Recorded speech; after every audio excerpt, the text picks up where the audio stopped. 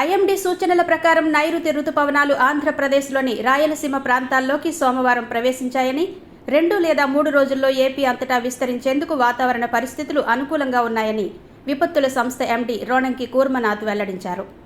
గత ఏడాది జూన్ 2న తాకగా ఈ సంవత్సరం ముందుగానే వచ్చాయని తెలిపారు.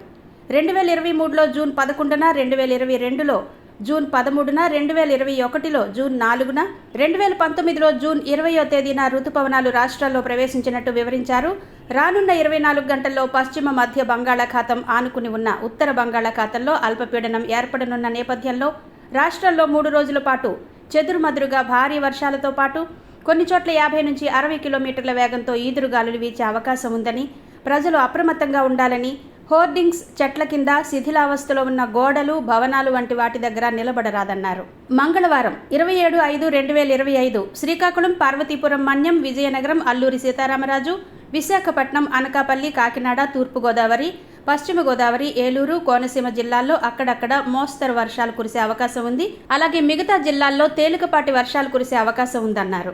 బుధవారం 28/5/2025 శ్రీకాకుళం, పార్వతీపురం, మన్యం, విజయనగరం, అల్లూరి సీతారామరాజు, ఏలూరు, కృష్ణా, ఎన్టీఆర్, గుంటూరు, ప్రకాశం, నంద్యాల, కర్నూలు, అనంతపురం జిల్లాల్లో అక్కడక్కడ మోస్తరు వర్షాలు కురిసే అవకాశం ఉంది. అలాగే మిగతా జిల్లాల్లో తేలికపాటి వర్షాలు కురిసే అవకాశం ఉందన్నారు. సోమవారం సాయంత్రం 5 గంటల నుండి అల్లూరు జిల్లా రాచపనుకులలో 56 మిల్లీమీటర్లు, విజయనగరంలో 42.7 మిల్లీమీటర్లు, మారేడుమిల్లిలో 41.5 మిల్లీమీటర్లు, గంపరైలో 34 మిల్లీమీటర్లు, నెల్లిమర్లలో 33 మిల్లీమీటర్లు, అన్నమయ్య జిల్లా ఎంగిలిబండ, కర్నూలు జిల్లా కామవరంలో 31.5 మిల్లీమీటర్ల చొప్పున వర్షపాతం నమోదైందన్నారు.